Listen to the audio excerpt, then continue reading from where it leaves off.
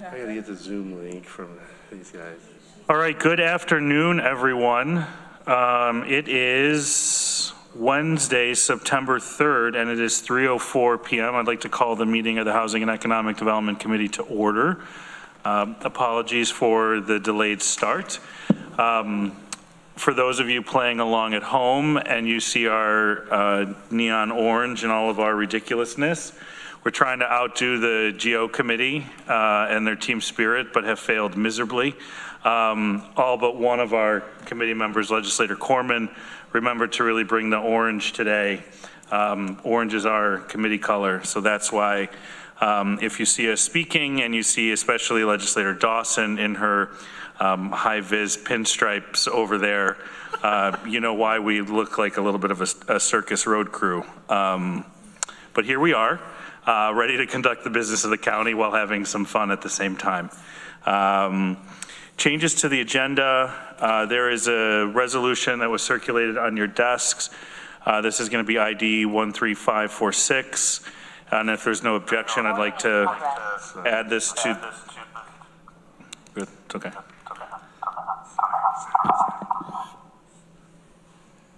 All good. Oops, still there. Uh-oh. Turn off your volume. Or disconnect from audio. It seems like everyone's having a day today, even our technology. Not on the agenda is the designation of the Tourism Promotion Agency for the state. And I would like to take that under Planning and Sustainability Department. We'll put that as number D under the resolution authorizing the county funds for the Community Housing Development Fund. So if there's no objections, okay. Legislator Brooks is on his way coming from a fall training, and Legislator Sigler has asked to be excused today. Do we have any public comment, Taylor? Okay, no public comment today. Let's next take the minutes of the August 6, 2025 meeting. If I could have somebody move those. Moved by Ann, seconded by Deborah. Any comments? Seeing none, all those in favor? Okay, those are passed unanimously.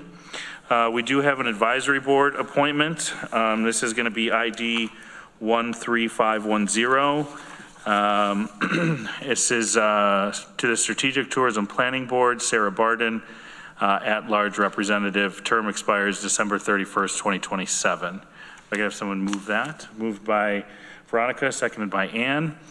If we do want to have discussion about a specific individual, we need to go into executive session, but seeing no comments or hands going up. All those in favor? Great. Look forward to welcoming Sarah to the Strategic Tourism Planning Board and her contributions. I know she's been for a number of years, been actively involved in the community through her work at the Chamber and now her work at Southwark. So looking forward to having her on board. In terms of a chair's report,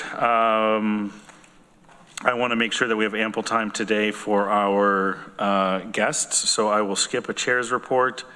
In terms of county administrator's report, I see that we have Bridget Nugent joining us remotely.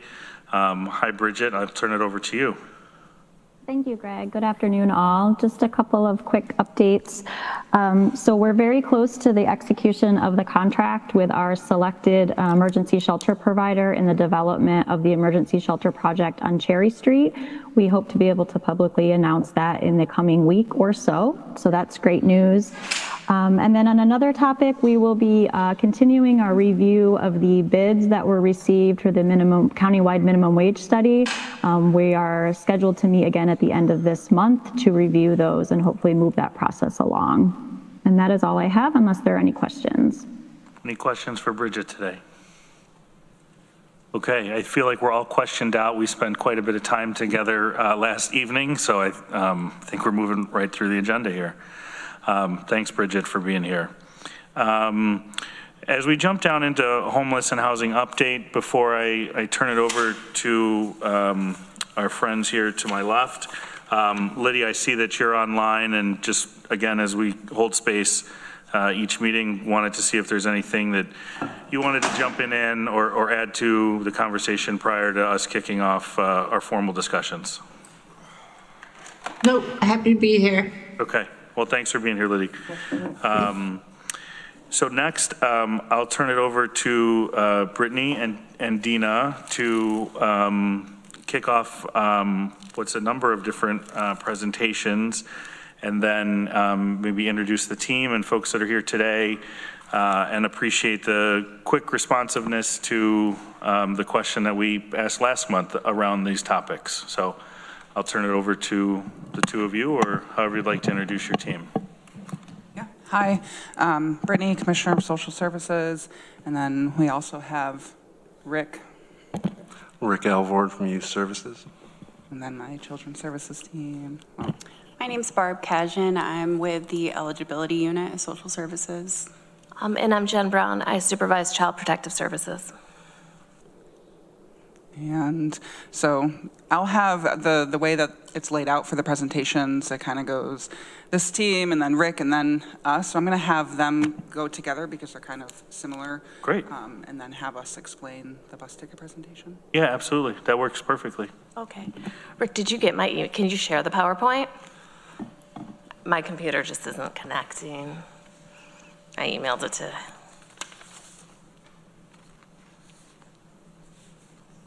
While we're waiting for that, I can share some shelter updates.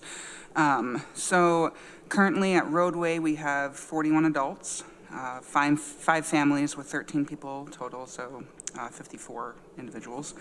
And then we have 28 individuals in other motels within the county, and that's down from 31 at the last meeting. And then we have one who's placed out of county, which is down from 2 at the last meeting. And one thing I would really like to highlight is that since the opening of Roadway, we have served a total of 25 families, and 20 out of 25 of them have secured permanent housing to date because of one of our caseworkers who is here with us.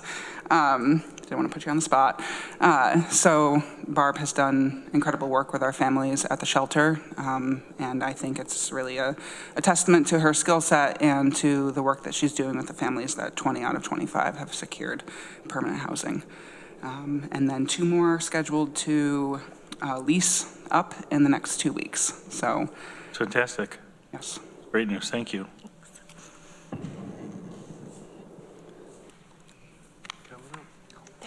There we go. All righty. So Barb and I are here to talk about preventive services that are available for unhoused children and family in the communities through the department. I want to talk a little bit about, there's 2 different access points for service provision. As you heard, Barb, who's sitting here, is the family housing coordinator at the department. She's referred to families who are already in the shelter. Her caseload is families who are living at the Roadway. The other point of access for services is children's services. And children's services, services can be accessed through Child Protective. It will receive a hotline through the State Central Registry. Oh, yeah. I'm just waiting for the next screen. Or we give a referral for intake, or we get referrals from probation for our youth. So I just want to talk a little bit about Child Protective Services. Obviously, everybody knows what CPS is, but I wanted to make sure that folks understand that CPS can be a manner in which families, children, adults are giving access to services they wouldn't normally receive. When we get Child Protective reports in through our county, we screen them into investigation or family assessment response. I believe you guys had a presentation a few weeks back from Leanne and Shanice that talked a little bit about that. The role of Child Protective is child safety, obviously first and foremost. We have to assess the safety, but when children are safe, the role of Child Protective Services is also for arranging services to support families and enhancing child safety, aiming to resolve the identified risks and reduce future harm.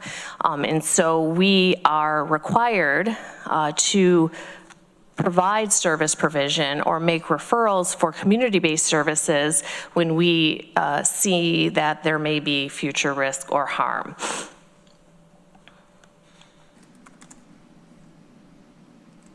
If people in the community want to refer a family to Children's Services for preventive services and not register a report or if there are not allegations of maltreatment, the people from the community can call Children's Services directly for a referral. I have the number up there on the PowerPoint. It's simply calling the Children's Services number and asking to speak to the CPS supervisor. There's one of us there every day. We get phone calls often from like school social workers or others in the community making a referral directly for services. You know, perhaps they're worried about a family or they're worried about kids, but they don't want to make a hotline or make an allegation of abuse or maltreatment. So this is the manner in which that happens. When we get referrals, they're assigned to a senior caseworker to connect with the family, to do an assessment, and make referrals for service provision as needed. So when we say preventive services, like preventive services for youth and families, what does that mean?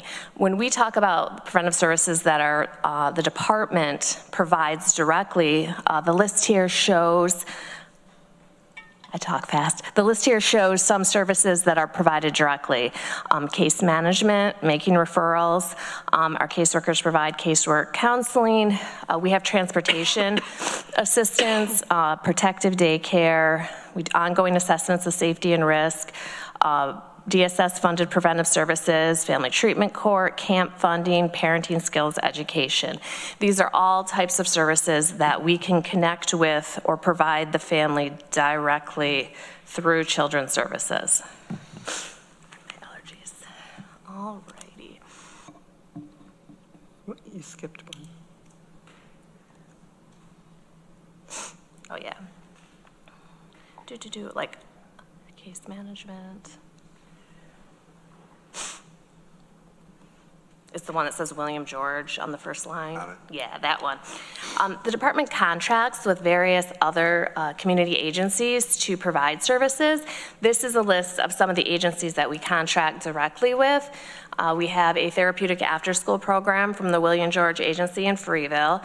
That after-school program provides a wide range of services to youth, including mental health counseling, access to psychiatric medication management, substance use counseling, crisis resolution, family counseling are all accessed through that program.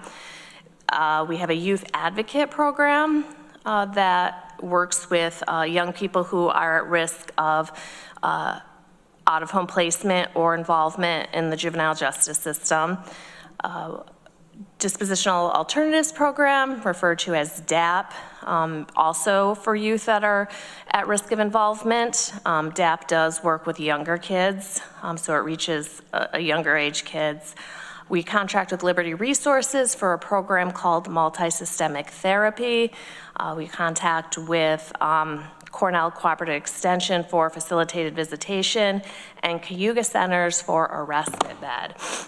If we have a situation in which there needs to be respite for a youth to help manage some conflict or give the family a break, we do have one respite bed.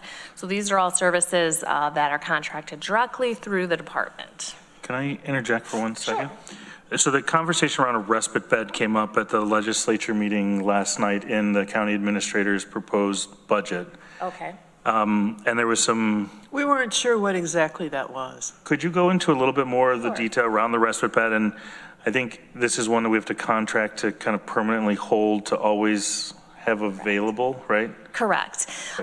Historically, I can say, because I've worked at the department for over 20 years, that we've had things like non-secure detention beds we've contracted. We've had multiple respite programs, like on a wide scale, with the same sort of, we're paying for beds all the time, even if we're not using them. Over the years, that has downsized greatly. Like, we literally have one bed now, and that's the one bed through Cayuga Centers, in which we use, for example, if there's there's a youth who's having significant conflict with their family, and the police are at the house, and, you know, the police are like, well, I don't know what we're supposed to do. They're fighting. It's not a safe situation. We can't get a hold of any relatives. We might have a crisis situation in which we use that bed, or we might have a situation in which a kid is being placed in foster care, but we can't do the foster care placement for a few days, and so we need a respite bed in the interim. So that is what it is. I don't know, Barb, other examples. It's usually parent-child conflict for various reasons. Another example, perhaps we have a situation in what one sibling is causing harm to another sibling for various types, and we have to separate them immediately. We might use the respite bed till we can work with the family to come up with a more long-term plan. Did that answer your question? Yeah, that does. Okay. Apparently, somebody thought it had to do with raise the age, but I didn't think. Nope, it's not specific to raise the age. Nope, we do, the William George Agency has a raise the age program as part of the residential. It does not. It's used more like a crisis intervention for youth, children, older children, like. Yeah. Yeah. Is that in Auburn? Where's the actual bed? The actual bed can be any of the homes, but yes, Cougar Center's there in the Auburn area. So any of their homes? Correct, Okay. yeah. The last time I was there, it was one of their group homes. They used the bed. It was the one in Auburn that was used. It's sort of like it's not really residential. It's a small group home. I've been there before. All the kids have their own bedrooms. It's, you know, staffed 24/7, co-ed. I can add a little more context on the respite bed. Is that the alternative, if we don't have the respite bed, is that we have to provide that oversight of the youth, and that's 24-hour coverage. So that tends to be that we're paying somebody overtime. And if we're looking at 24 hours of coverage for safety, we want to have a 2-to-1 ratio of staff to the youth, and we have to house them in a hotel is the typical option. And since 2023, we have used 67 days of respite, but what that would mean if we had paid the overtime of a staff to provide that 24-hour care, it would have cost roughly $264,000, and the contract per year is roughly $128,000. So that's basing it completely on overtime cost. And some of the utilization has been to avoid non-secure detention. There's very few non-secure detention beds local. Yeah. So for example, if we were not able to have a safe respite plan, an officer may have to use a non-secure detention bed in Albany or Jefferson County, and that's 2 sheriffs transporting a 12-year-old for 4 hours who has to be in court the next day and transport back to Tompkins County. So a caseworker driving the 45 minutes to Auburn saves in the law enforcement transportation costs of secure and non-secure detentions. And this, the securing of the bed with Cougar Centers is a recent development within the last last budget year or so? Yeah, 2020. 2023. In 2023, okay. It's kind of, they're all blurring together, these budget cycles, but it's a newer, something that we've been talking about within the last Right. few years. Yep. Yeah. Correct, yep. Thank you. That answer all the questions? It did, yes, Oh, sorry. Yep, no problem. Do you have a question It was on top any of the other mind programs? from last night. Okay, yeah. Alrighty, so those are some of the DSS contracted services. And I am now going to hand it over to Barb, who is the Family Housing Coordinator, and she can talk about access to services through her avenue. Hi, everybody. I'll have to lean forward. Yeah, as Jen said, my title is Family Housing Coordinator. I'm a senior caseworker with the department, and prior to being in this role, I've worked with children's services for quite some time. So my background was in working with families and providing casework services to them. So my position ultimately is a newer position that began in the past 12 months. I was appointed in February, so about 6 months, I think, total now. Ultimately, what I'm doing is providing family-centered case management services to any families who are receiving temporary housing assistance. So those are the families residing at Roadway. I have little notes here. So Basically, day to day, I'm making contact with families on a daily basis. And the way they come to me is through, they come into social services looking for emergency housing. I'm immediately notified. I reach out to them and we meet, and basically within 24 hours, I try to meet with them and come up with some sort of service plan to support them to establish some permanent housing and stability, meet their basic immediate needs. So yeah, I'm meeting with them, and then moving forward, so sorry, families typically in the past 6 months have spent on average, I want to say about 45 to 60 days in shelter.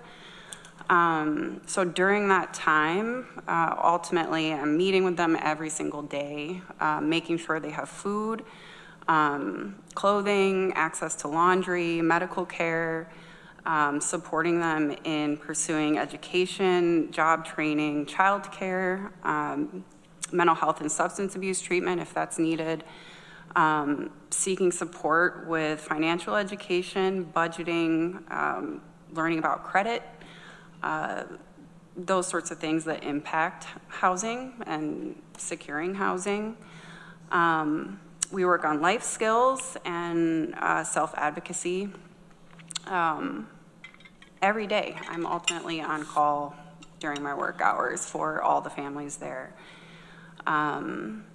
So yeah, I'm facilitating referrals to community services. I spend a lot of time taking families to other providers in the community. Many of them are listed, I think, on the next page, but we'll get there. A lot of community networking and partnership.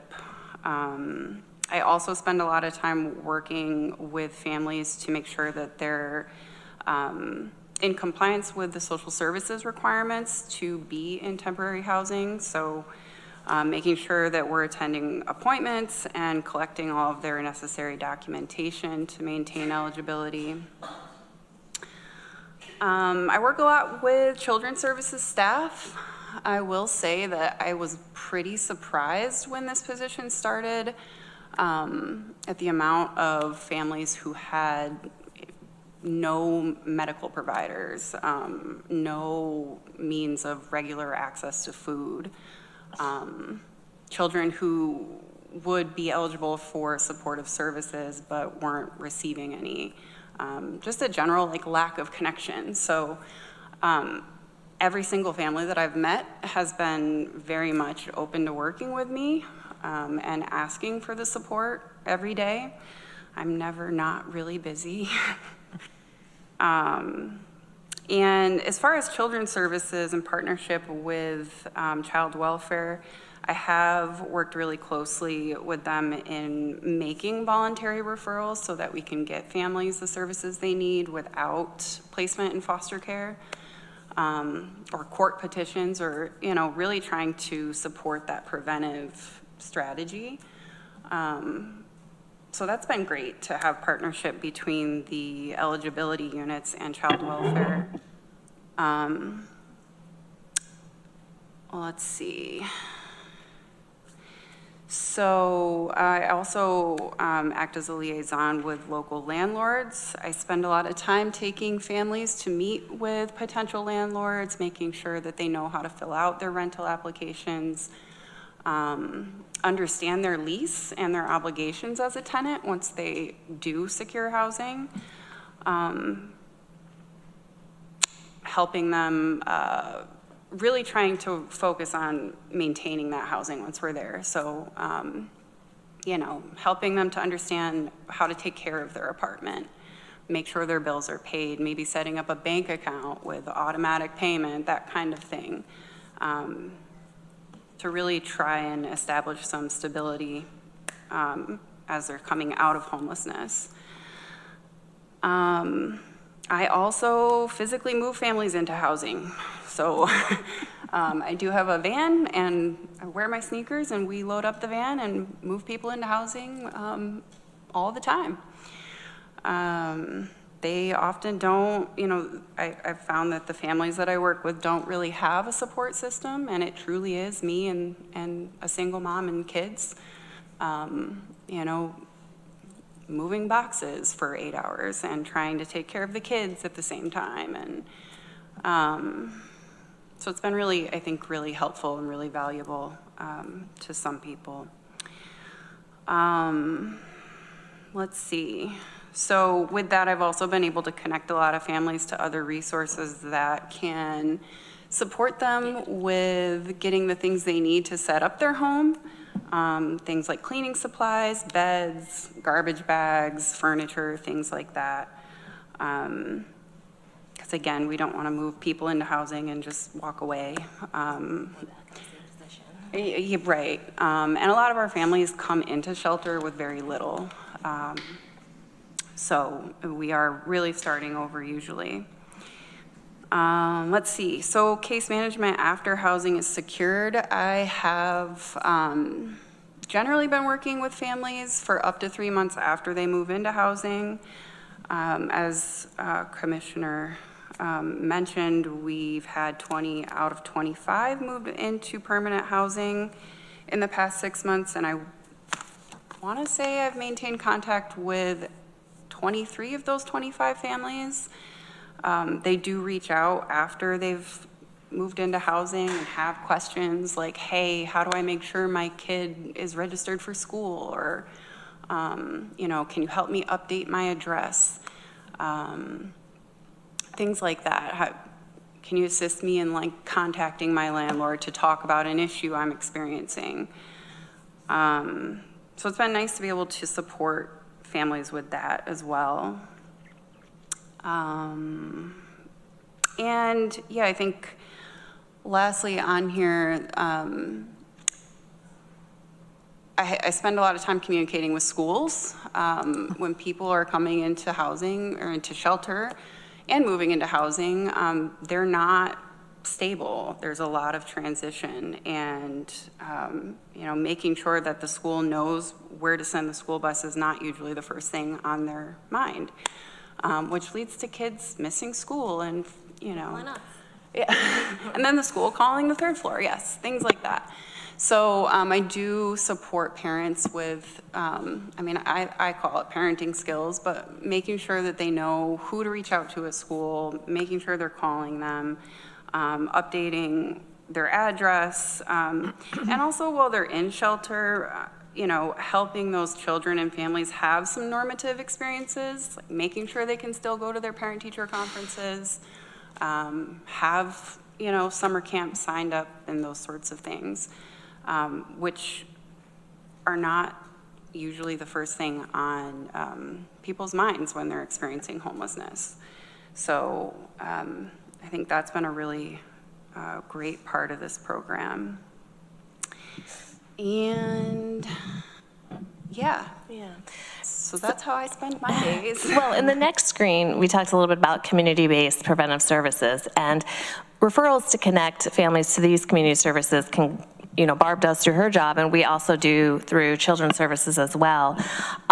We are attempting, well, I don't think we're attempting, I think we are doing a really good job of working together and not duplicating resources with children's services in Barb's positions, position to make sure that families are getting what they need in the most streamlined, efficient manner possible.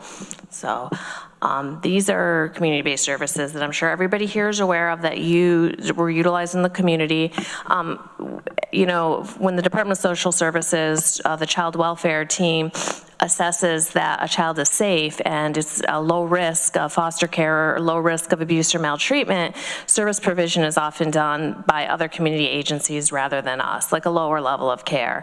And so on this screen here, we talk about some of the services. I don't know, Barb, if you want to mention some specific programs. I know, obviously the Advocacy Center provides housing under certain conditions. Those referrals can come from either of us. I don't know if you want to speak to anything else specific to. I'd say I work with most of these agencies on a regular basis. They're all very supportive resources for our clients. Yeah, Tompkins County Whole Health, you know, we are required to get early intervention assessments for children under the age of 3 who've experienced maltreatment. So a lot of these service provisions in the community, you know, we're both trying to connect people to, so we're not like duplicating things. Does anybody have questions like specific to access points or service provision? So many questions in my head right now. Shoot. But I'm going to give it to my colleagues first. I'll do Veronica and then Annie. I have like 5 questions, but I won't ask them all at once. One is what, for the family stuff, maybe this is more for Barb, what counts as a family? Is it just like at least one adult and at least one kid grouped together? At least one child. Okay. Yep, with an adult. Where does the money come from? This is minor for things like the trash bags type stuff for the incidental like items you might be getting for families, or is that like you're helping them go purchase it with money that they have from somewhere? Sometimes that. Sometimes we're going to the store and figuring out how we're going to spend the only $50 they have and what's the best use of that money. Sometimes it's reaching out to local resources and seeing what else might be available. That's the same thing for children's services. We don't have money that we give people. So if we need garbage tags, which is something that comes in often, our caseworker staff are like, okay, what is your budget? What money can you set aside for garbage tags each month? Because, you know, we have to do this. We don't just have garbage bags hanging around or money to spend on that. So our goal is to work with families to be able to utilize their resources in order to prioritize those types of living costs. Totally. And then last one for now, do you have any information about the demographic breakdown of either the kids or families that y'all are both serving in both ways? I don't have child protective demographic information on me right now, so I don't want to misspeak to that. I don't know if Brittany, if you have any shelter demographics on you. Not on me. We can provide that information though. Yeah, okay. Thanks. Ann? Thank you. I learned a lot, so this is really helpful. And touching, you know, to hear stories. Well, to hear the stories about what you folks do every day.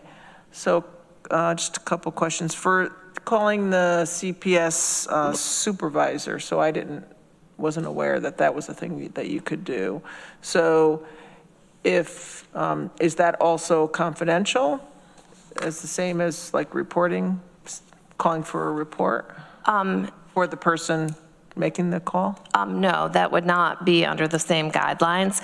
Office of Children and Family Services throughout New York State has been doing an initiative called Support Not Report. So it's actually a statewide initiative and a statewide helpline to try to reach out to have access points of referrals that aren't hotlines.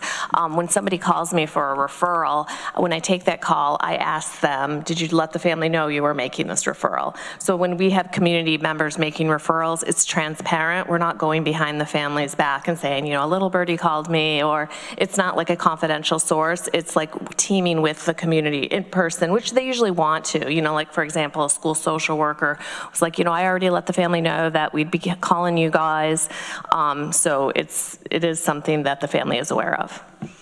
Okay, thank you. And then regarding the 20, I think it was 20 families that you've gotten into permanent housing, that was over, did you say, Barb, that was over 6 months? 6 months.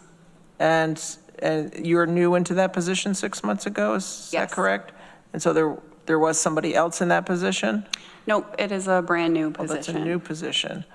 Barb used to be one of my CPS workers prior to taking that position, but yeah, she worked at the department, but it's a new position. So we received an allocation from OTDA specifically. So all districts got an allocation for family-centered case management services, and so this is what we're using our allocation for. Well, I hope that money continues. I'm sure that's a larger number than usually, a larger number of families that get placed in permanent housing than every 6 months? Yes, yeah, yes. Yeah, that's astounding. Thank you. Deborah? I'm curious to know if there's an option for some sort of fundraising for you to have some money, Barb, to help these folks get set up. I don't know.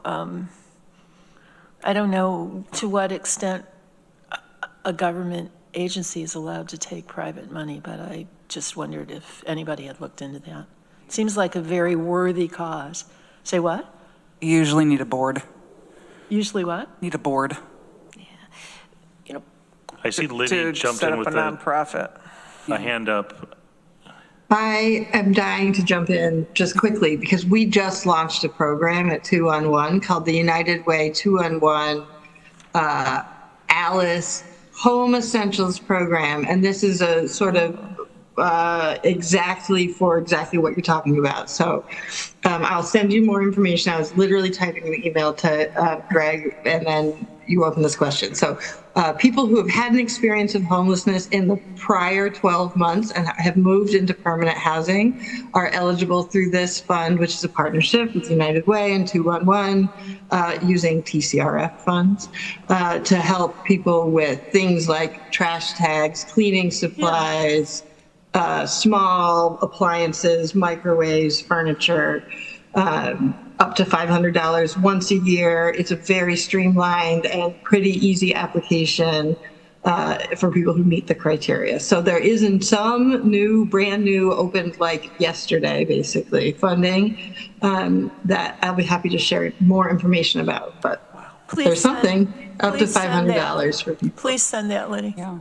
Yeah, I'll send it right now. It's brand new. Thanks for letting me interrupt. Barb and my caseworkers use like the reuse center. We can make referrals, right? The reuse center gives, what are they called, Barb? Certificates? Give vouchers. Vouchers, like to help with some of those costs. Yeah, but that's a good point though, because people like, you know, Christmas time, everybody's like, how do I donate toys or back to school backpacks, you know, to kids in foster care, kids like that. It's tough when you're working in a government agency. Do you work at all with the Cornell Elves program? Cornell Elves. Yeah, so I know every. Oh, yeah. I know every. Like Toys for Tots. Yeah, so Cornell like departments will get a family in need, and I think they identify those a lot through maybe school counselors and things like that. I know one year I had a family of 3, and they give you genders and ages and maybe some specific interests, and then you go shop for them.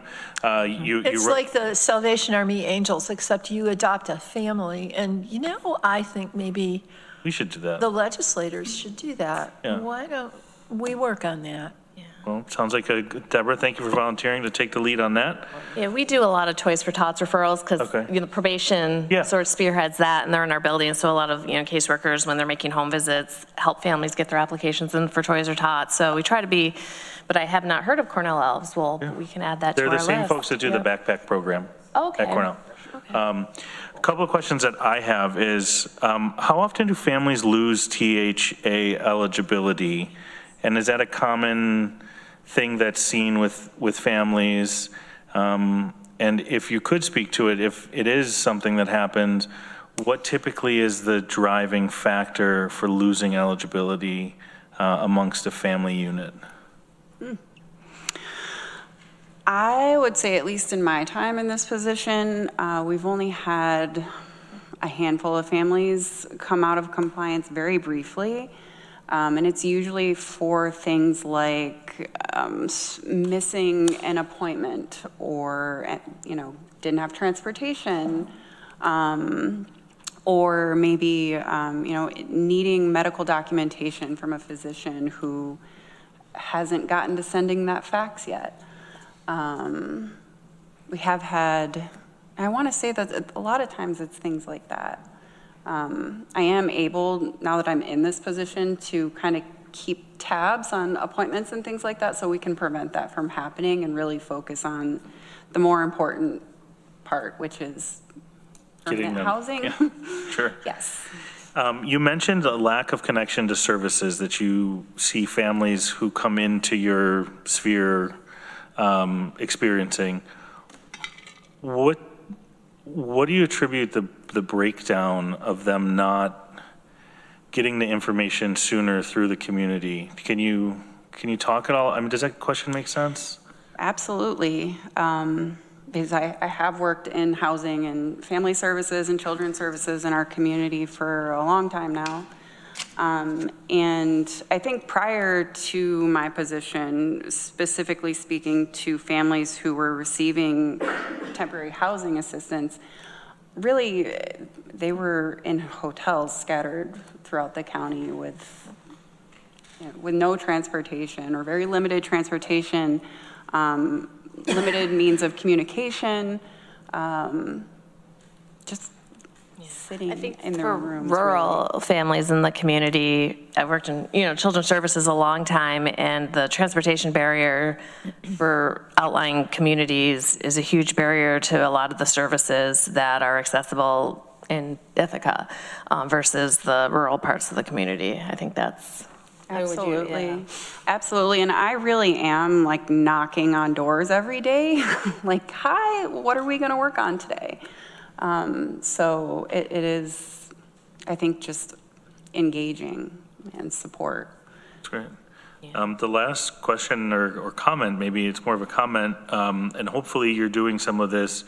And again, these are people and these are lives and all of those things. So when I reduce it down to data and tracking, hopefully that's not seemed as insensitive. But as you talk about 45 to 60 days in shelter, as a legislator, I'd be interested over time to understand, and I know your funding comes from state money, but to look at how are we making an impact with that investment, right? Where maybe we're reducing it to 30 to 45 days, or we've seen maybe in the last 6 months, 2 or 3 families lose eligibility, but now we've only seen 1 family lose eligibility. You know what I mean? Like, what are some key metrics and reporting information that in your position, in your role, we can help measure or we can communicate the success by? I mean, obviously 20 out of 25 in the last 6 months receiving permanent housing, that's great. But in the next 6 months, what does that look like? And how do we continue to tell the story through data and information to track progress and success? If it's not something you've thought about, I would encourage you to. Obviously you're focusing on the right things right now. But as we sort of go through in time and your position's built out, it'd be just interesting to know what some of those tracking metrics might be. I think it would be interesting for our agency to get the data, because again, off the top of my head, I know for factually of the families that Barb has housed, some of them were in shelters for months prior to that. So like, I think that would be a good first step for data, like that course that started, how many months were they in shelter prior to her helping with the transition? Because off the top of my head, I can think of a few families that were like, one was close to a year. Over a year, yeah, that they were in shelter prior to that. So that would be good to gather. Yeah. So all of the data on families in shelter is tracked in our HMIS system. So we can certainly pull that over time and track that easily. Marty Gold is our HMIS person. Yeah, I know, and this is the middle of my 4th year in the legislature. I think this is the first time we've really had, I feel like, a strong conversation about family and youth, and I'm sure it's maybe happened at HHS in the past to some extent, but I think that this is something that many of us would like to keep top of mind, front and center, and obviously budget constraints and things like that. And I guess the last question I would ask you is, what do you foresee some barriers on the horizon to the work that you're doing that at a legislative level we could potentially help eliminate so that you could more effectively do your work? We need to have affordable housing. I know you all know that. I've got my hard hat in the truck. We got our doing a crew. good job. We got our planning Doing a crew good over there job. taking care of that. Yeah, if there were 3 of me, things would move a lot more quickly. Like I said, I've not met one family that was resistant to meeting with me or talking to me or working on any of the things that need to be worked on. But I've been on my own for the majority of the 6 months. I just got an assistant, so that's been great. But yeah, off the top of my head, immediately, more support in this kind of individualized, intensive case management. And you can think about that. And again, I think one of the things we want to try to do in the program committees is extend that invitation to more regularly get that feedback throughout the year, so it just doesn't show up during the budget cycle. So as you're working together as a team and think, oh, this might be, hey, let's see if we can have a conversation about that at, a committee meeting or something like that. I just want to put that invitation out there to you. I also see Travis has a hand up. Barb, I'm glad you said that about there being more than one of you, because I think one of the things that's hard to explain to lawmakers, legislators, council, is that if you funded certain positions more, we would save you a lot more money on the other end, right? So if there were 2 or 3 Barbs, how many more families get into housing and aren't sitting in a shelter where we're paying hotels, which for us, I think would be helpful if you could cost that out somehow, because there's the possibility that it costs less to have 2 or 3 Barbs. It's better for families, it's better for the community, and it's a win for everybody, right? And so I think that is so hard to explain how much money a program or job saves in other ways, because you don't get that cost. So I would be interested to know how many more families we think we could get into homes and out of shelters, and at the end of the day, how much that would cost us, or perhaps how much money we would save by doing so. So can I also just put in a plug for the location? So having the people to do it, but one of the things that's different now is that we have all the families in one location at Roadway. And so so before, they were in hotels in different places. We don't have, when people are in hotels, we don't have quite the same rights that we do when they're at a shelter. And so they're all localized in one place, so Barb can go down the row of the suites and knock on the doors instead of having to drive all over. So having more people, I agree, but I also, just because I know there's discussion about Roadway and keeping Roadway or not, and that's one of the benefits of having Roadway, is having the family shelter right there. I'm a child protective supervisor. I also do a lot of on-call for the community, for the county. So I have many a times visited all the motels Saturday night, Sunday night, all hours of the day. And myself, as well as my casework team, is impressed by how nice the Roadway is running and how safe it is and how clean it is and how dignified it is for the families. Because I remember when I used to have to go to the Connor Lodge or places, I was like, oh my goodness, do I want to bring law enforcement? Is this okay? Are these kids okay? It's dirty. And the experience we have had with that setup there, is great. I can't say enough good things about it as a child protective worker.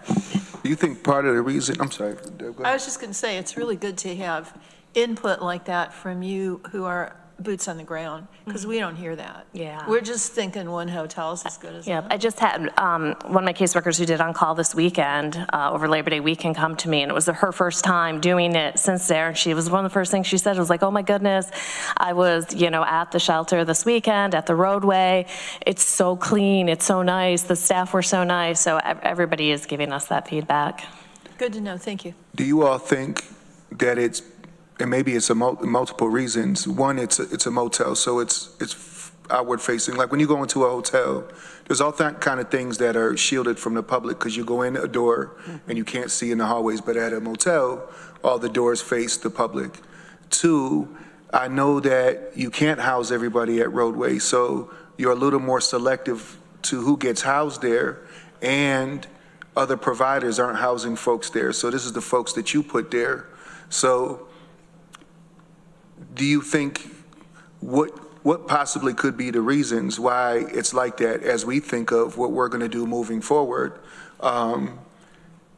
All those things you said, I would agree with. In addition to, I believe the staff that are very invested in their jobs. They're thoughtful. They care about the families that are there, and they're taking ownership of the program. I think is another thing I would add to that list. You said when you say the staff, Like the staff at the the shelter roadway staff, or staff? the department shelter staff. So we have workers who are staffed there all the time who have their various responsibilities, and they're very, I think, invested in keeping it safe for families. Thank you.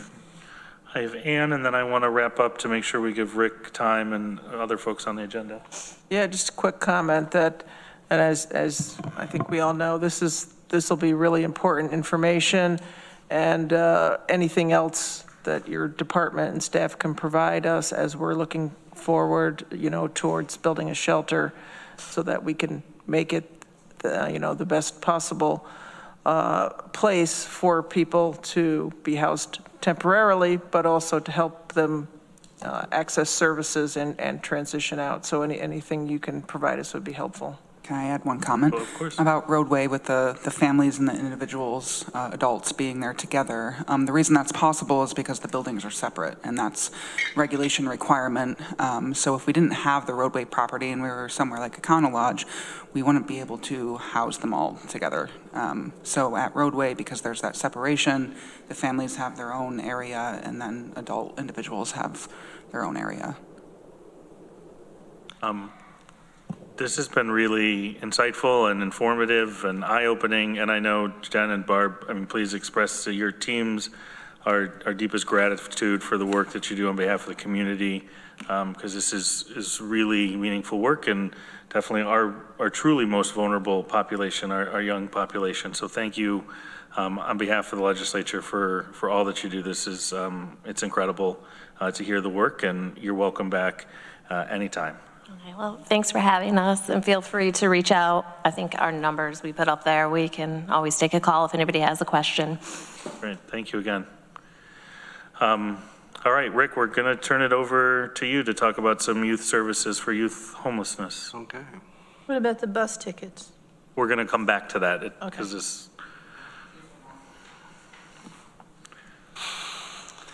All right, good afternoon. My name is Rick Alvord. I serve as the coordinator of youth services here in Tompkins County for the Youth Services Department. Part of my role as coordinator of youth services is runaway and homeless youth liaison for the county.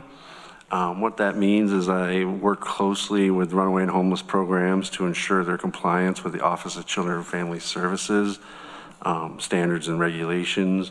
And I support service providers in finding appropriate resources for young people.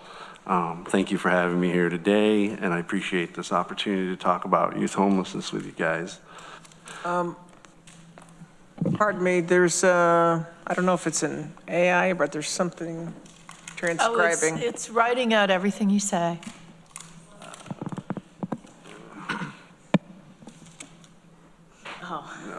I don't hate it, honestly. I know we have issues about AI and recording, but this is streaming to YouTube, so it's like.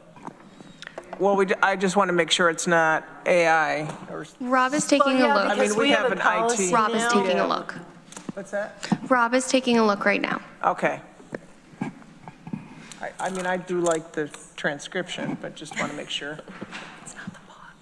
I think according to our policy definition, any transcription, any non-human transcription is AI. Open public meetings, this does not conflict with our AI policy because this is a public meeting, so anybody can record or take notes or anything like that.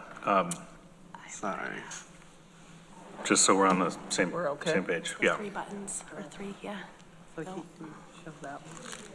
Sorry, the AI policy is fresh at the top of our minds. I know. It's not a policy violation. Thanks, Maury. Oh. The voice of Maury. Just like to show I'm listening. Behind the curtain. In this primitive hall of justice, he just comes from above. Who's that man? Pay no attention to the man behind the curtain. Yeah. Sorry. Rick, I think we could probably just keep going. Sorry. Yeah. But this is good practice, I think. Yeah. Yeah. Pausing and saying, hey, let's check in about the AI in what turns out to be a low-stakes situation where everything is cool. Absolutely. And it's quite exciting that we actually remember something that we passed 2 weeks ago. Did we pass something on that? The planning department's getting a good Maybe chuckle out of this over there. There's the record button. David's stressed for the meeting too. His phone. Oh, yeah, oh.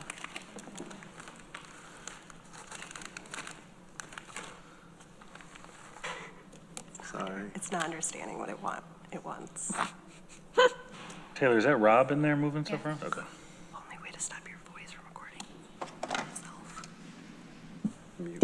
You don't want to mute yourself, though. You want to be able to talk. I'm sorry. It's just, No, I am muted, though. yeah. That's the, Okay.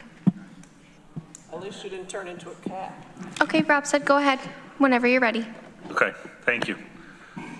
Rick, we're good when you are. Okay, sorry about that. No, it's okay. We threw you off there. It's our fault.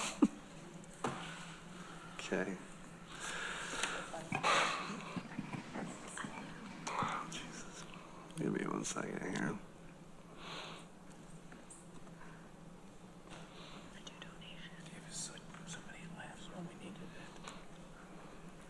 Okay, let's try this again. Defining youth homelessness can be confusing. Often the terms are used interchangeably, so I just thought I would help define the terms so we can all be on the same page.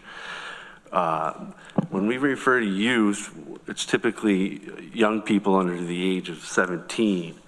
And then we also extend youth sometimes to ages of 18 to 24, and we refer to them as young adults.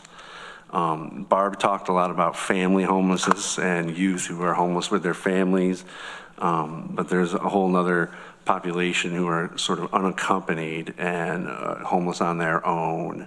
And so I'm going to be talking mostly about those people today. When we think about youth under 17, they have different needs than the 18 to 24-year-olds typically. Under 17 services are often tailored, family-focused interventions, and the focus is often on family reunification or that's guided by youth professionals. This can include mediation services and counseling services. Seeking long-term placements, either with family, friends, or, and when necessary in the foster care system. 18 to 24-year-olds, on the other hand, are often transitioning into independence. Their needs focus more on housing stability, skill building, and support systems that help them succeed on their own. The reasons youth and young adults experience homelessness are varied, but common causes include being pushed out or ejected from home due to sexual orientation or gender identity. Many youth and young adults are aging out of the foster care system and then left to kind of fend for their own without a support network or exiting the juvenile justice system, just lacking support networks or some of the basic life skills needed to live independently. In Tompkins County in the Youth Services Department, we work with 3 agencies that work with youth. Those are homeless youth under the age of 18. We have the Open Doors program of Family and Children's Services that is funded primarily with county dollars. They operate a 24/7, 365-day warm line where youth can speak with or meet a trained professional anytime, day or night or weekend, to try to get their service needs met. Often they will come out to the young person and stay with them and try to find a safe place for them to be.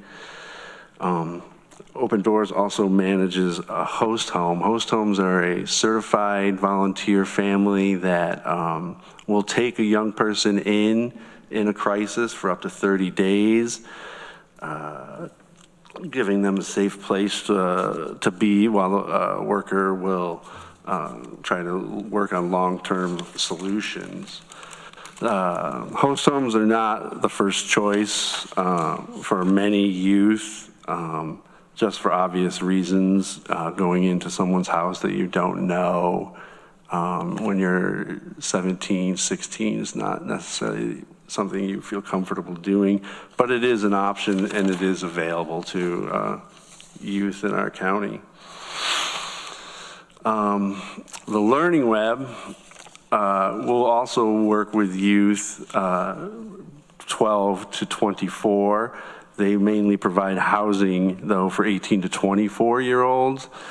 They do have 2 transitional apartments for 16 to 18-year-olds, and often those under 16, while they could have their immediate needs addressed, they'd be referred to Children's Services or another appropriate agency to work with the under 16-year-olds.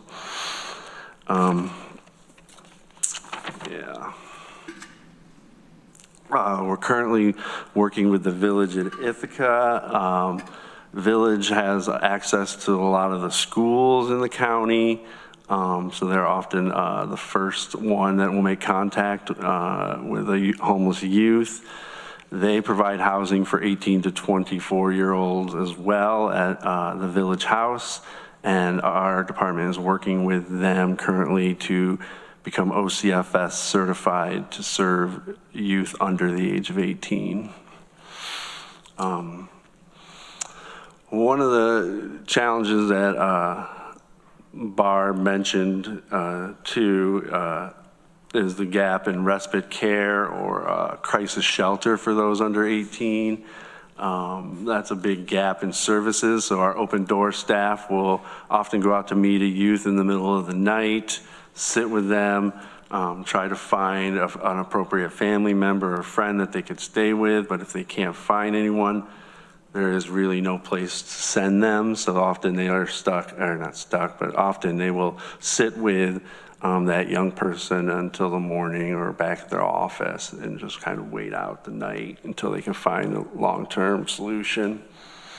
Our office is working collaboratively with other county departments, including mental health, probation, and children's services, to see if we can come up with some sort of respite care that could serve multiple needs, whether that's a mental health crisis, a youth who's homeless, or a young person that is trying to avoid the juvenile justice system. Those talks are ongoing, and we're hopeful that we can come up to for a solution with that. Yeah, let's see. This is just a slide here. I wanted to talk a little bit about all the agencies and community-based organizations. This is not an exhaustive list, but I really don't know of a youth-serving agency that doesn't have to deal with homelessness at some level.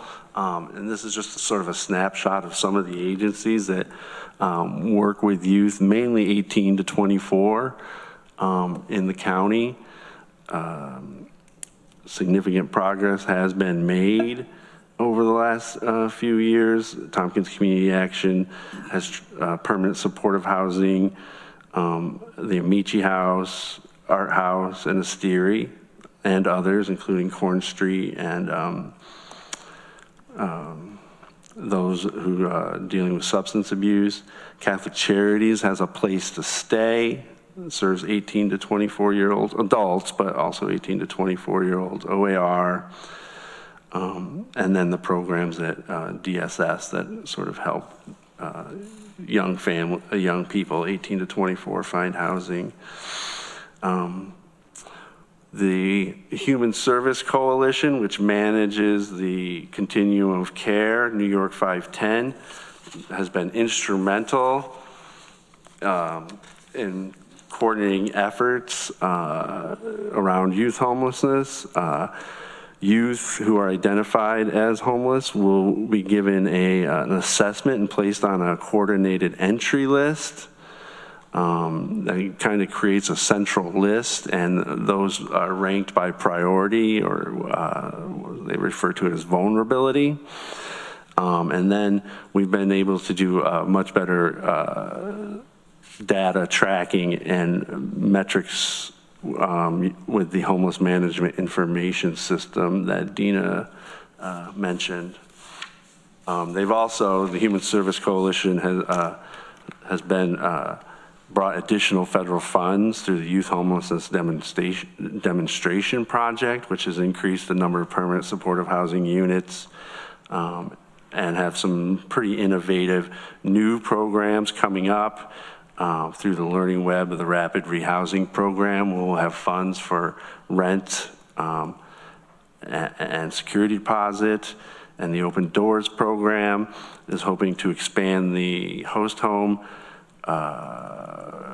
effectiveness through a kinship care program that will allow them to pay families that do take youth in. It can be a burden on volunteer families when it comes to food and other needs of the youth. So we're hoping that this kinship care program can help facilitate greater use of host homes.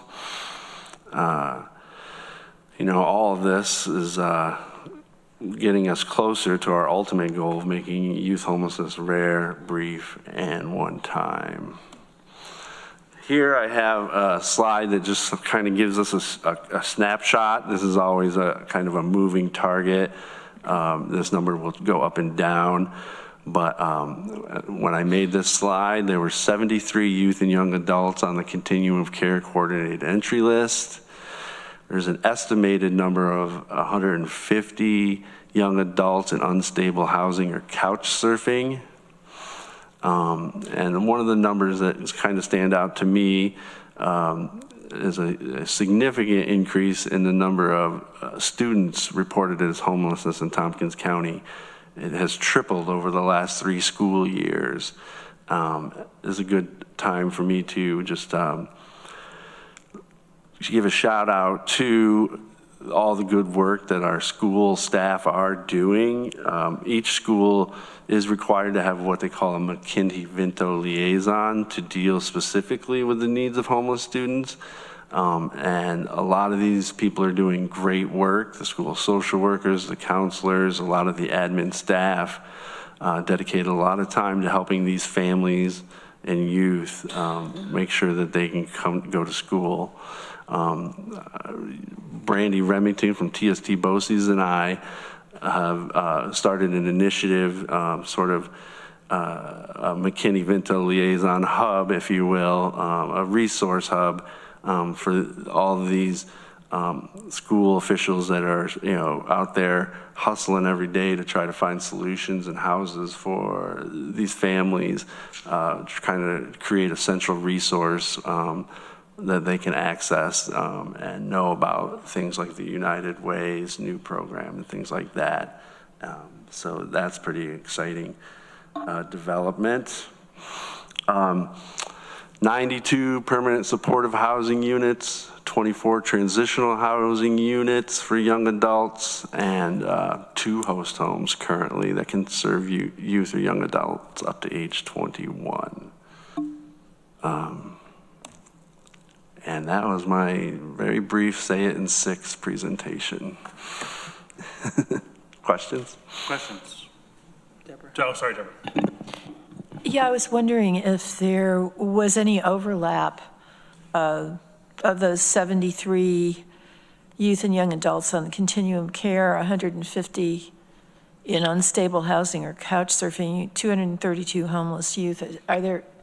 Are these exclusive categories, or might there be overlap? There might be overlap, specifically with the 232 homeless families. The 150 youth is an estimation. It's a very hard population to count. Right. Yeah. So we kind of base that off some of the community-based organizations as Learning Web's drop-in center that offers showers, laundry, computer access, and food. we kind of take the number of youth that access those services and try to estimate a number of youth that are couch surfing. Thank you. Yeah. Is that 232 K through 12, not 12 to 17, correct? 12, yeah. So, and it doesn't aggregate between, so it's not unaccompanied youth necessarily. It includes family homelessness too. So these are students who are homeless. Veronica. A couple questions. One, how full the 92 permanent supportive housing units you mentioned, how many of those are like roughly are occupied? I would say all of them, only if during transitional times want to move out or move in, would they be, unoccupied. And so all the numbers of homeless or youth in unstable housing would not be including people living in the PSH units? Exactly. A HUD definition will include the transitional housing. They will count as homeless still, but permanent supportive housing, no. And then for the host homes, what sort of what timeline are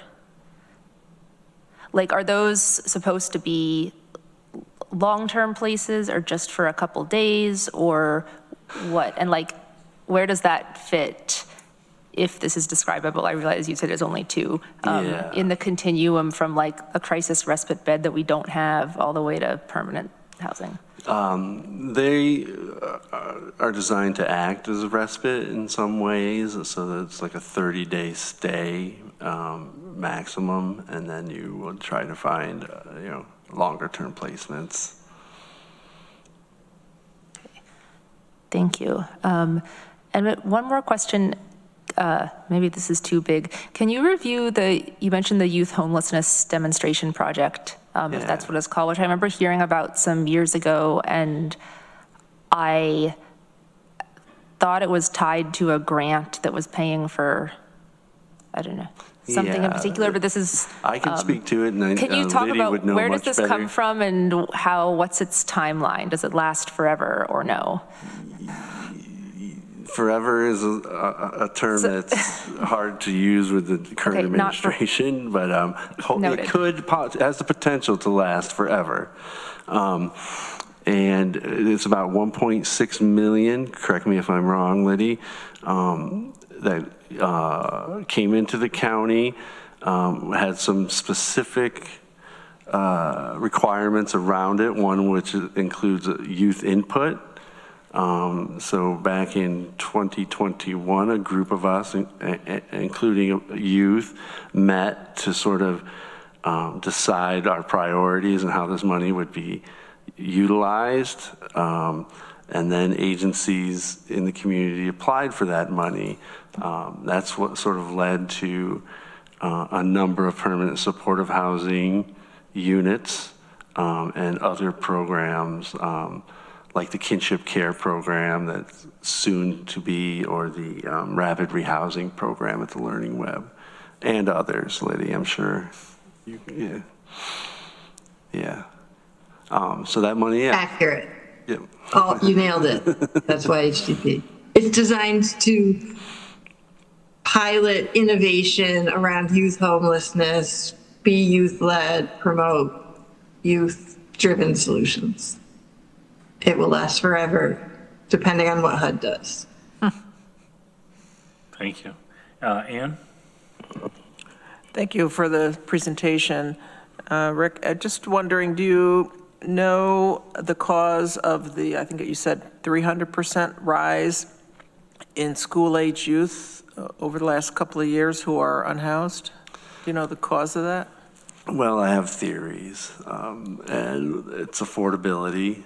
I was in a COC meeting yesterday, and the cost of housing, during that presentation, the cost of housing has gone up over 50% in the last 5 years, while wages have gone up 28%.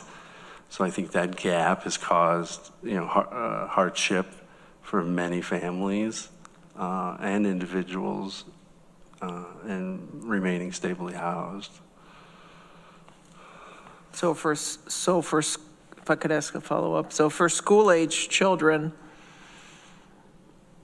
so is it that some of them that are out on their own that become unhoused, or like their whole family become unhoused?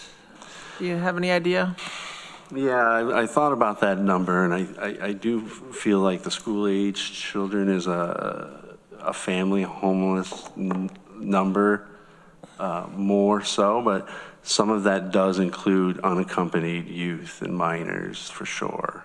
We know that they exist, that are often come from dysfunctional, broken families, caregivers are unavailable. They will be pushed out, ejected from home, and sort of couch surfing on their own. And the reasons for that are varied and many, really. Thank you, and thank you for mentioning or stating that, you know, for youth who are LGBTQ or identify as LGBTQ, that's been an issue for a long time, and they're overrepresented in the homeless population, for sure. Yeah, a friend of mine up in Syracuse did a research on that a few years ago, and it was astounding, the numbers. And so I'm sure that it's probably on the rise right now. Yeah. As I had said previously, the LGBTQ, gender identity, pregnant, parenting teens, and those who aged out of foster care, represent a majority of the homeless youth population. Thank you. Yep. Travis, you want to round us out here? Just so I'm clear, because I'm hearing a few different words being used to describe age. I'm hearing youth, school age. So OCFS school age is up to 12, right? So when you say youth, what age are you talking about? Under 18. Under 18. It's the same thing for school age, or school age is younger than that? Well, school age I would consider fifth, kindergarten through 12th grade. So 5 to 17, 18. Okay, thank you. Rick, appreciate the work that you do. Same extension of gratitude for everything you're doing on behalf of the community. So please keep it up. I know we didn't get into some of the specific, barriers and things like that, but would love to have those conversations and continue to have that. And so I would encourage you to go back and think about what those might be and see how you could best share that with the committee, either at a future meeting or in an email to us or something like that. But again, thank you for being here and taking the time and doing the work that you do. Thank you, and I look forward to continuing the conversation. Great.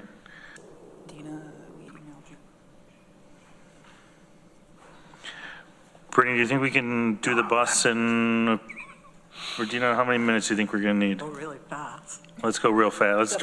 Let's drive that bus like that movie Speed, you know? Speed, Slowly right. to this, I'm sure. Okay,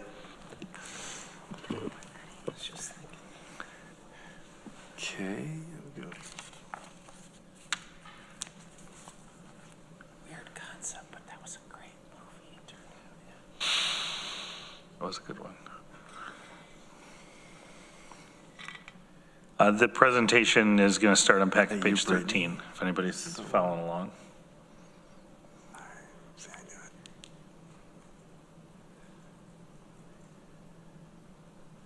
That's on here, the bus. I'm surprised Maury hasn't started singing like "Get on the Bus, Gus" or something like that. Song reference. Can you plan on staff? Why rock this dick stuff? back on the bus. Slideshow. Wait, go back here. Yes. If you click on the slideshow, you can take the narration off. Slideshow.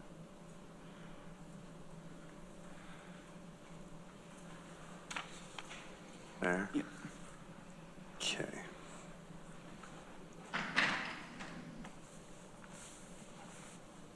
One second, bear with me.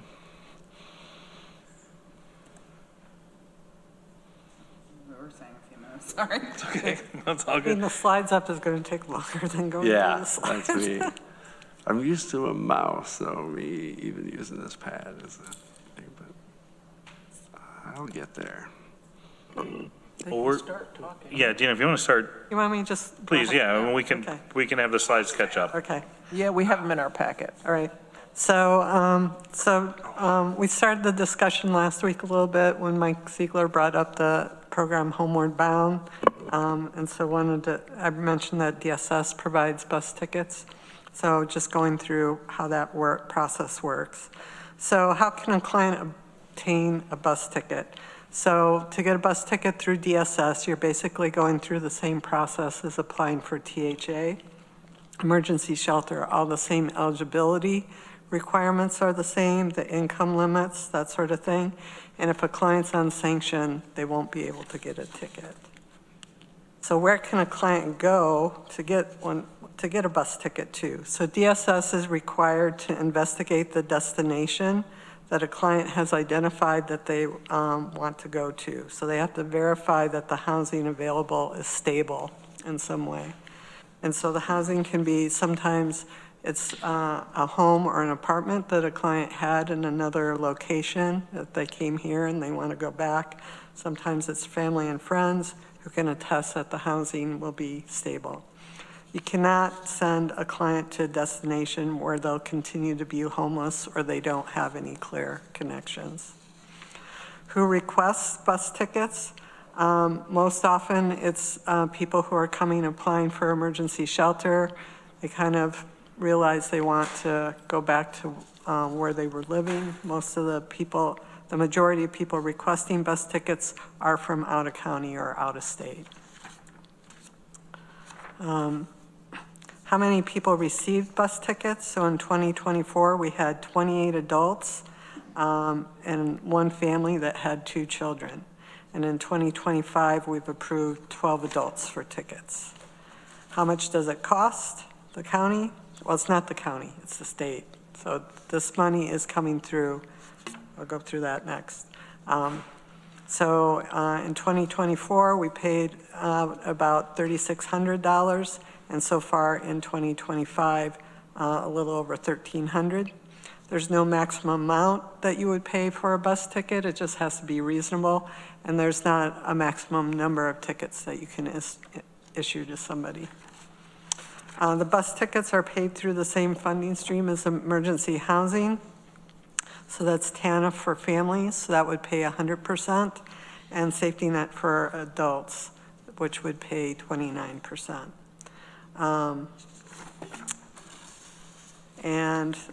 So do people return to Tompkins County after receiving bus tickets? So in 2024, we had 4 households, which is 14% of the people who were issued tickets later returned to Tompkins County. Of those 4, one of them was issued another bus ticket. In 2025, we've had 3 households, which is 25%, return to Tompkins County, and one of them was issued a bus ticket to go home. And that's it. That's how it works. Well, that has to be the fastest presentation in committee history, so thank you. Thank you. And you delivered. The bus came on time, so thank you. The bus didn't go round and round very much at all. I'll open it up for questions to my colleagues. Deborah? So I'm curious, if somebody gets a bus ticket and comes back, how do they get another bus ticket? Because obviously the first bus ticket didn't work. Go ahead. So I had the same question. So I asked, of the households that returned, how many received benefits after they applied? Did any of them enter shelter? How many entered long-term housing? How many were sent back again? So in 2024, of the 4 households that returned, 1 received a new bus ticket, 2 reapplied for SNAP, and 1 applied for other benefits. And then in 2025, of the 3 households that returned, 1 was given a new bus ticket and 2 reapplied for THA. So again, it goes through the same process that if they come back and a ticket they are requesting another ticket to go somewhere else that we still have to verify that. Oh, so it's a bus ticket to someplace else? It could be, or it could be the same location. That, I did not get the data on that one. And we would have the data on that, so I could ask. But again, it goes through the same process of, we don't want to send someone back to an area or to a new area that isn't able to, I don't want to say fix the problem, they're not able to have supportive housing when they get there. So supportive housing can not be supportive when they get there for multiple reasons. And a lot of the families who do return, or the individuals who do return, will apply for benefits to try and stay here as a regular county citizen or a county person. Thank you. Any other questions about, this is really informative. Had no idea that this was a thing that happened. And so I feel like the DSS onion keeps getting peeled back. There's so many different nooks and crannies to understand in the work that you do. So thank you for shining light on this. And I'm sure Legislator Sigler will watch this part, and I'll make sure that he sees the presentation, because it's an interesting question, and it's nice to know that there's a process to get somebody to a stable place if they are looking to make that transition. So thank you again. I was just going to say that we will try and verify that where they're getting, that it's stable and they're able to move into stable housing when they're there. But again, that still does count on the place that they're going and the services that they have there, and whether the family is able to get involved and acclimated into services and support there. So we can do the one end, but then it still requires that other end piece too to make it viable. Yeah. Well, thank you for being here today. This was great. Thanks for taking time out of your busy schedules. And we're going to keep moving through our agenda. Next up, the table in waiting. Everybody's welcome, so we can go through this.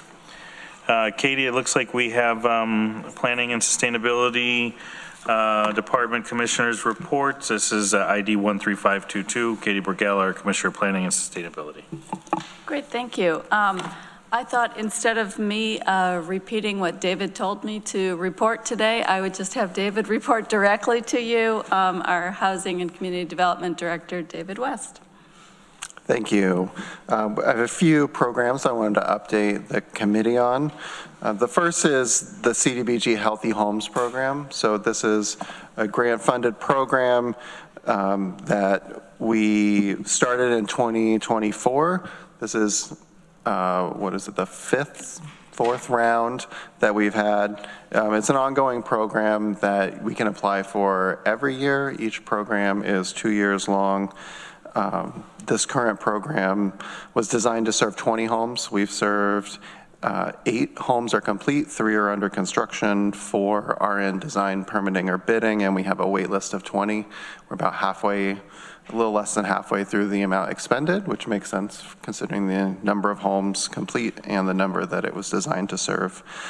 We do expect that we'll be asking for an extension, as we had some delays, particularly with homes that have ground disturbance and new DEC rules that slowed some things down.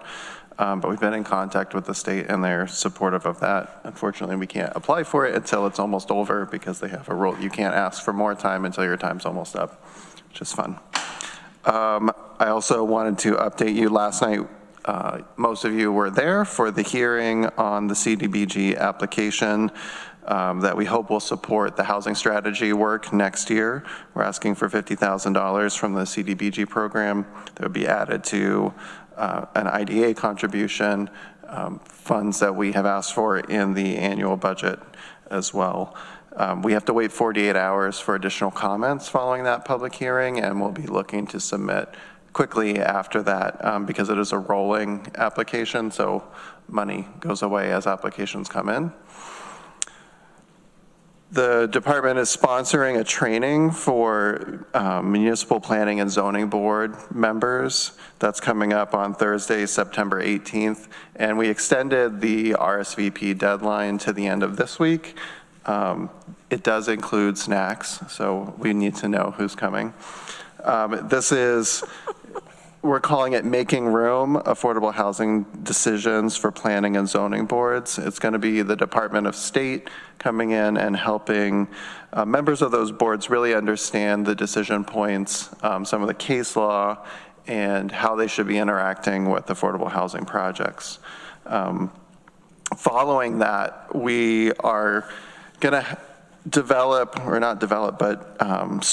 share an 8-week series of lectures that's put on by Strong Towns that are closely tied to housing. Working with some of our municipal partners, hopefully a lot of these will be shown in the town of Ithaca, and I will share exact details as they come up, but this is something that Strong Towns does called the Locomotive Tour, and I think it's a useful opportunity to engage in some of these topics. You know, one of them is all about pre-approved housing plans. One of them is bringing home ownership home with data to back it up. So it's national experts talking about these things, and I'm excited to bring people together to learn more, have discussions afterwards, and really engage in the ramp up to the housing strategy next year. So nothing's going on. Sounds like you're pretty busy over there, which is great. It's really boring. Yeah, first couple of weeks. I did have a question on the, so what's the name of the supportive infrastructure? SIG. Yes, that one. Yes. Is there something that you could put like a trace file or a reminder to get sort of an update of the successes or failures or flops of those investments? Just sort of a look back picture as those, come to either materialize or not materialize. Would just be interesting to make sure that feedback loop of what the investment is or isn't doing would be helpful. Absolutely, and I will share that all of the recipients have expressed their thanks and are excited with those projects moving forward. So we're in contracting with them, and hopefully we'll be dispersing soon. And have you had any further interest in that program? We have had interest from 2 other municipalities. We don't have applications in hand. We did tell them, our situation, where the funds are, the process that we've gone through. I'm not 100% sure if they'll come in this year, if, we're getting towards the end of the year. So hopefully we'll have budget for a fresh round next year as well. I'd also really love maybe, and I know it's probably not for 26, but maybe for 27, to think about this program in a real meaningful way, maybe more meaningful than we already think about it, to think about how it can be more sustainable, how we can, have a larger pool of funds or something that maybe over time is built up. I know that money doesn't grow on trees in Tompkins County, unfortunately, but if there's just something you could maybe squeak into your already robust work plan, because I think that there's a lot of good work that program can do, and I'd like to solidify that in a way that isn't maybe, these are my personal thoughts, isn't dependent on a budget cycle or budget decisions in some way, so that it could be more of a permanent staple. Ann? Yes, and just adding to that, I mean, able to leverage, other monies is, I think, always, to me, an easy thing to vote on and to approve. So just from my 2 cents, if something came in, before the end of the year, I'd like us to look at it, especially if it's, time sensitive for them. I mean, I think an argument could be made because, just a little bit of seed money, I think that's a good use of our money. And, keeping the relationship with the municipalities, helping things that we don't have control over, but the municipalities do. So if we can just help leverage, our monies and our, and our knowledge and pulling people together, I think are all great things. Any other updates? Or do we want to go on to Megan? It's like this one. I'll keep it quick. So the subtitle of this update on the Empire State Development County Infrastructure Grant is thank you for your patience. That's going to be the theme with this one.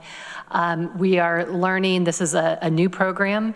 It's kind of being put together as it goes. And so what we've been learning through ESD, as a reminder, this grant, we applied for $1 million, only counties were eligible, and the legislature selected the Woods project at Southworks as the project that the county would apply for this first round, and we're hoping there will be future rounds.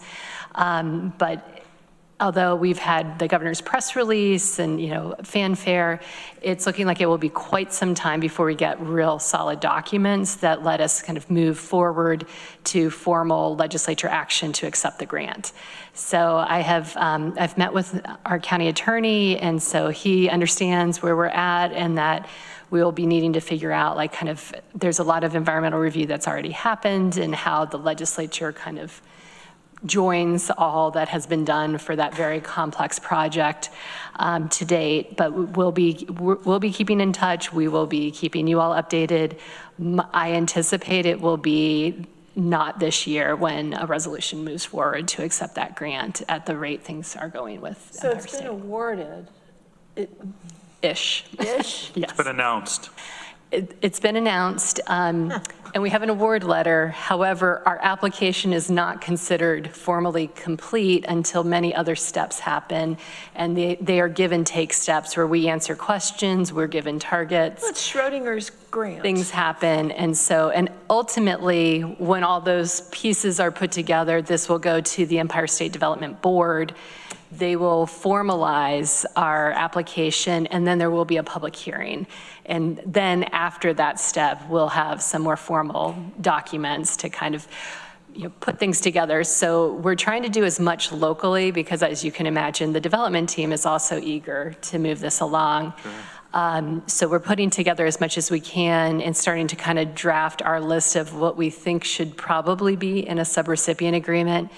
Because working with Maury, we want to make sure to very clearly lay out that although we're the recipient, really it's a pass-through sort of grant. We're not building the infrastructure at Southworks that supports the housing, and their team has agreed to pay the administrative fee and the matching costs and those sorts of things. So to clearly lay out our roles and responsibilities, but we're still figuring out what those are in terms of with ESD. So this is just to let you know that despite the press release, it's going to be a process.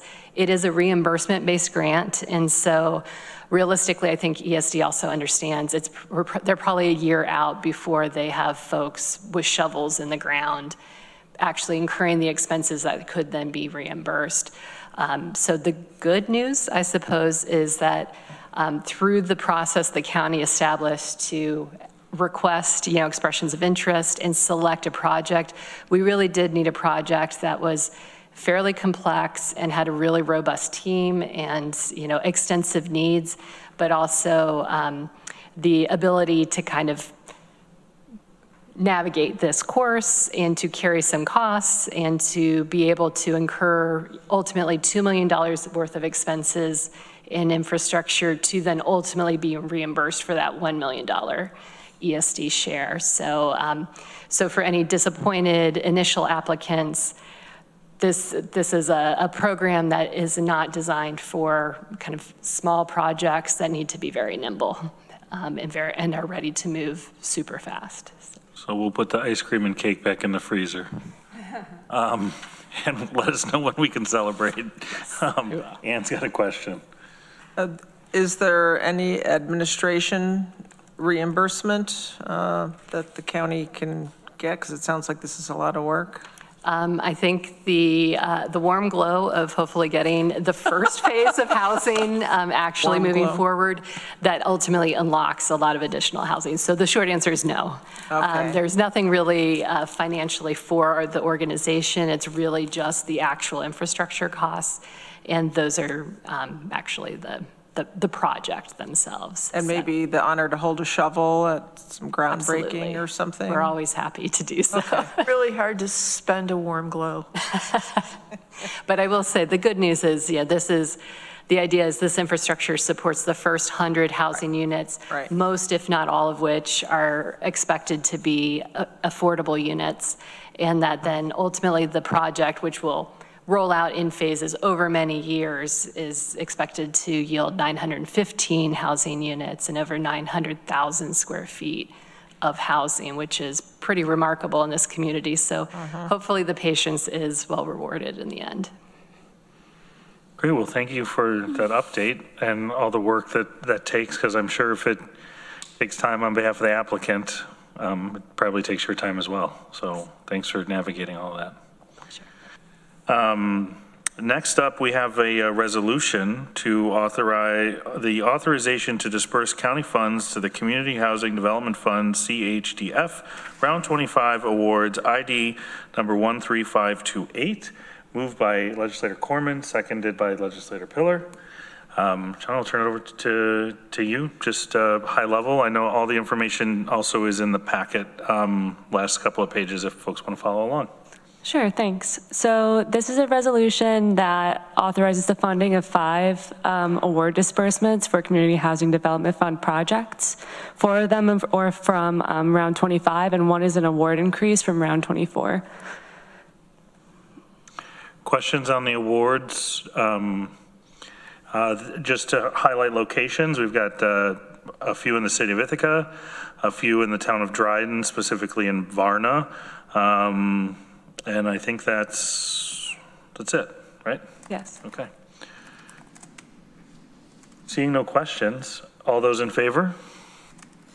That passes unanimously. Thank you. Thank you very much. Thanks for all your work. I know this is a lot to manage, all of the applications, the back and forth, and then ultimately getting it through the review committee and then the decision-making process, so thank you.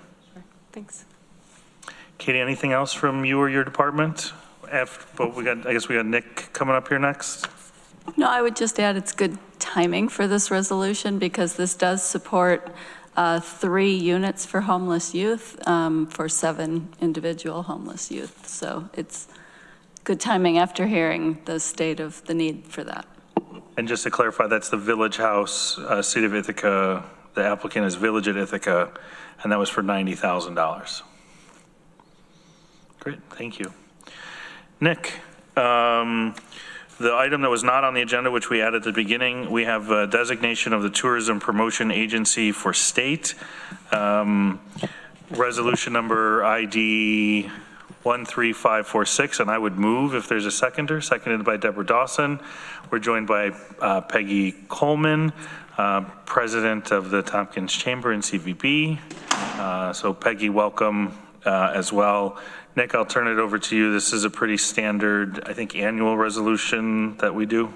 Yes, correct. This is a resolution we do annually to designate the agency for tourism promotion for the county. This allows said agency to access funds through I Love New York Empire State Development.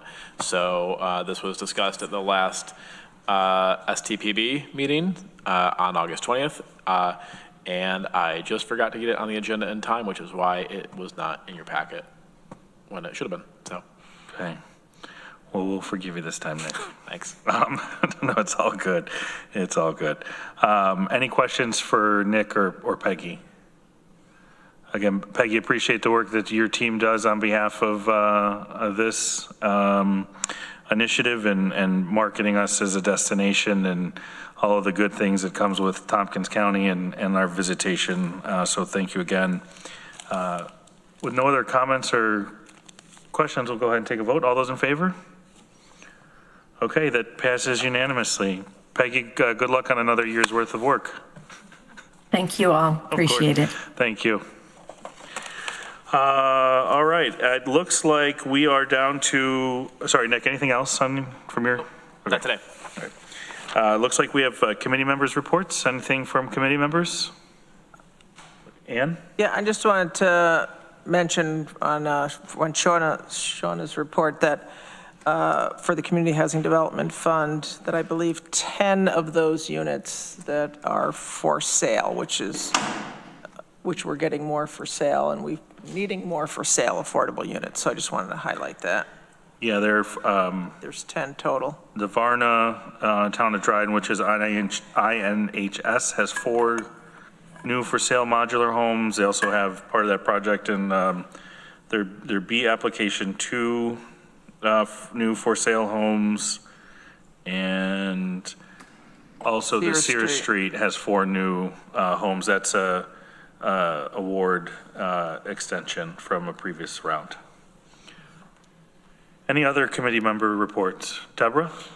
Yeah, I think I mentioned a couple weeks ago that Habitat for Humanity dedicated a house catty corner across the street from us. There's a second house right across the street from us that they're building, and it is going up really fast, which is nice to see because that other one took 2 years. So I just think that's great, and I wish Habitat had the bandwidth to be more active here in Tompkins County because they do excellent work. Thanks for highlighting their work. Anything else? Okay, it is 4:49. We'll stand adjourned. Thanks, everybody. Have a great week. Thank you.